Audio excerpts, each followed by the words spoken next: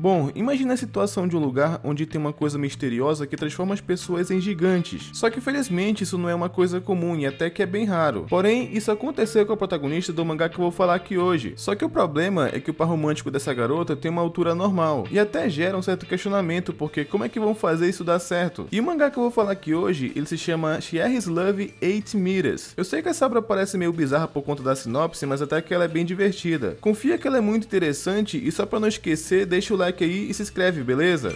E dessa vez começa pela perspectiva do protagonista, que ele se chama Kotaki Yumeji, e ele conta que ele tem que lidar com certas questões, e logo na sequência sabemos o motivo, porque basicamente ele esqueceu a borracha dele, e a garota ao lado resolveu emprestar, só que o problema é que aquela borracha tinha praticamente o tamanho da mesa dele, e depois até que faz sentido, porque a garota ao lado dele é a segunda protagonista, que no caso é a Sierra, que ela tem basicamente 8 metros de altura, e ela fala que ele pode pegar a borracha emprestado, mas em compensação ela quer como recompensa 30 pães na hora do almoço. NANI? Que ele claramente achou isso uma taxa muito alta para emprestar só uma borracha. E ainda por cima ele fala que não é de se estranhar que ela ficou tão grande, que ela ficou meio indignada, tipo, o que você quis dizer com isso? Você tá me chamando de gorda? Só que na verdade ele falou isso referente à altura dela, mas a garota acabou levando por outro caminho. Ela ficou brava falando que ele não deveria falar dessa forma do corpo de uma garota. Como ela é grande em altura, ele falou referente a isso, mas ela interpretou de outra forma, tá ligado? E o professor até fala que ele tá feliz por ele se dar bem e tudo mais, só que era pra deixar a briga pra depois da aula. E foi então que contou um pouco dessa situação inesperada. Basicamente o nome dela é Omeni Sierra. Ela tem 8 metros de altura, que inclusive tem uma pequena referência aí ao nome do mangá. E ela se transferiu recentemente pra aquela escola, e o Yumeji conta que ela tinha a altura de uma pessoa normal, só que de alguma forma ela mudou, tipo, ela cresceu do nada. Ainda não tem uma explicação do porquê isso aconteceu. No início todo mundo estranhou porque era uma coisa muito incomum, só que com o tempo as pessoas se acostumaram com a presença dela. Então meio que não estranharam mais pelo tamanho dela. E ela tem a ajuda do governo, já que ela precisa de coisas especiais, só que o governo não pode ajudar ela, tipo, o tempo inteiro. Então eles enviaram alguém para ser suporte e ajudar ela no que ela precisar. Então escolheram o Yumeji, que é o amigo de infância dela, que foi de uma maneira meio forçada. Só que ele não liga tanto pra isso porque ele também é um amigo de infância dela. E os dois se dão muito bem. E aqui a gente vê um pouco de como que o governo ajuda ela. O Yumeji fala que é difícil de manusear aquela borracha porque ela é enorme. E ela também reclama das coisas, porque por ser do governo, ele não tem um design bonitinho ou alguma coisa assim. Ainda deixa estampado que é suporte a garota gigante. E pra tomarem cuidado, porque se um objeto desse cair na cabeça, é fatal. E o pior é que essa vez não faz sentido, porque logo em seguida, ela acabou deixando cair o celular. E quase acertou o cara que tava passando. Ela falou que só aconteceu aquilo porque a capa é meio lisa e escorregadia. Ela acabou disfarçando porque no fim esse aviso até que faz muito sentido. Só que ela também fala que o uniforme, ele é muito apertado no peito. Talvez quem faz as roupas não consegue acertar sempre, sabe? E essa conversa acabou soltando ali um botão da blusa dela porque estourou. E acabou reunindo ali um monte de pilantra pra ficar olhando. Este elemento cara de pau. Então o Yumeji até fala pra ela usar uma saia maior, porque senão esses pilantras vão ficar olhando, já que ela é muito mais alta que eles, tá ligado? Só que parece que a Sierra não sabe como a mente desses caras trabalha. Ela fala que tava tudo bem porque ela tava usando ali uma espécie de short por baixo. Então não tinha problema porque eles não iriam ver nada. Só que pela cara do Yumeji, com certeza acertou ele em cheio. E os caras lá embaixo também estavam adorando. O que ela não entendeu nada, porque aquilo é um short, não uma calcinha. Então o Yumeji acabou falando que ela não entende como a mente daqueles caras trabalha na puberdade. E não entende mesmo, porque acabou reunindo um monte de tarado ali. Ela até chegou a pedir ajuda por conta disso. Então ele pegou o celular dela pra usar como prancha e desceu dali e usa o flash da câmera pra assustar os caras. Só que o que ele fez foi arriscado, então ela pergunta se ele tá bem. E ele fala que tava tranquilo, porque basicamente ele tá acostumado com aquele tipo de ação, sendo que é mentira. Só que ela agradece o que ele fez, né, porque basicamente ele fez aquilo por ela. Só que ele fala que não é nada, porque ele fez isso com um amigo de infância dela e ajudante também, que era uma coisa que qualquer um faria. Só que depois disso ele sentiu umas pontadas no peito. Parece que ele já gosta dela, mas não entendeu isso ainda, tá ligado? Já que eles convivem juntos desde a infância, sabe? Então ela agradeceu ele por ter salvado ela e foi quando ele lembrou da infância, porque ela pode ter mudado por fora, mas ela continua levemente mal criada. E ele falou que ia proteger ela, só que ele nem se tocou que falou em voz alta, que acertou basicamente em cheio a garota. Só que na verdade ela ficou muito feliz e fala que ele tem que proteger ela já que ele prometeu. Só que ele também precisa se proteger dela porque ela acabou derrubando ele sem querer. Ou seja, quase que o Meiji vai de Vasco. Só que depois disso é quando corta pro dia seguinte que a Cherry chama o Meiji pra almoçar, que ele acabou rejeitando ela gentilmente. E ela até provoca ele falando que será que ele tá com vergonha de almoçar com uma garota tão gata assim? Que ele acabou revidando, tipo, gata? Onde que eu não tô vendo? Então ela ia arrastar ele pra ir junto com ela, só que tinha duas garotas observando os dois. E elas estavam comentando que eles são muito próximos, tá ligado? Então ele saiu correndo porque ele não acha bom almoçar com ela porque pode interpretar errado. Só que ela começou a correr atrás do Yumeji e não tinha como ele se esconder. As pernas dele é muito menores que a dela, tá ligado? Então ele pensou que pelo menos estava seguro e ficar no banheiro. Só que não adiantou nada, porque mesmo assim ela foi atrás dele lá. E o pior é que passou uma menina ali falando que a calcinha dela tava aparecendo. Ela tava tão distraída atrás dele que nem percebeu. Só que foi então que o Yumeji viu a mão dela cheia de curativo, que logo em seguida ela ficou até com um pouco de vergonha. Então é quando ela revela que fez um obento pra ele, só que do tamanho dele, né? Então foi muito difícil fazer aquilo. Basicamente, ela teve que arrumar uma pinça pra arrumar tudo. Então ele fala que se ela fez isso, era só ter avisado previamente que ele vinha numa boa. Só que ela queria fazer uma surpresa, por isso ela não falou nada. O engraçado é que ela escreveu o nome dele na comida, só que na verdade tava escrito ali otário. Isso porque além do tamanho ser difícil, porque ela tava tentando arrumar ali tudo pequeno, ainda grudou na tampa da marmita, por isso que ficou estranho, tá ligado? Então ele provou e falou que o gosto tava ótimo. Só que ele pergunta que se ela fez o obento, por que ela trouxe sempre o de costume? Ela conta que por causa do governo fornecer aquelas coisas, ela tem que manter a alimentação adequada pra ficar em forma. Só que na verdade não era isso, é porque ele errou muito fazendo a marmita dele que acabou não sobrando ingrediente pra ela. Só que ele percebeu isso, né, que ela tava disfarçando. Então ele fala pra eles dividirem, porque como ela fez, não é justo ela não provar, tá ligado? Só que ela foi bem malandra nessa parte, porque ela teve uma ideia. Como a mão dela tava machucada, ela fala que não conseguia segurar os rachis, sendo que ela é destra e conseguia comer sim. Ele não queria fazer isso, então ela começou a provocar ele, falando tipo, você tá com vergonha? A gente fazia isso sempre quando brincava de casinha na infância. Então pra ela parar de falar isso, ele fez o que ela pediu, mas ele fala que seria só dessa vez, e até que a cena é bizarramente fofa. Só que depois disso, ela mesma ficou com muita vergonha, mas ele pergunta se o gosto ficou como ela queria, e ela fala que é pequeno demais pra ela sentir o gosto, tá ligado? Mas eu acho que depois disso, ela ficou com muita vergonha de ter pedido aquilo. Só que depois disso temos um pequeno flashback, porque como eu tinha falado, a Cherry não nasceu assim. Ela cresceu muito mais que o normal e é uma condição meio que rara. Mostrou no flashback, inclusive, que eles tinham o mesmo tamanho. E teve um momento ali que ela tava triste por alguma razão, e o Yumeji fala pra ela não se preocupar, porque ele sempre vai proteger ela. Porque no fim das contas, ele era o príncipe dela. Engraçado é que isso é um sonho, mas realmente aconteceu. Só que mais pra frente eu falo a respeito disso. Porque nessa hora é quando o Yumeji acorda e foi a Cherry que foi chamar ele. E ela fala que ele tava atrasado pra aula. Engraçado é que ele tomou um susto e ele gritou tão alto que ela acabou batendo a cabeça. E a Cherry, inclusive, ela é meio malandra, porque ela tava observando a Calvin Klein do Yumeji, tipo comentando que é aquele tipo de cueca que ele gosta de usar, tá ligado? Essa mina,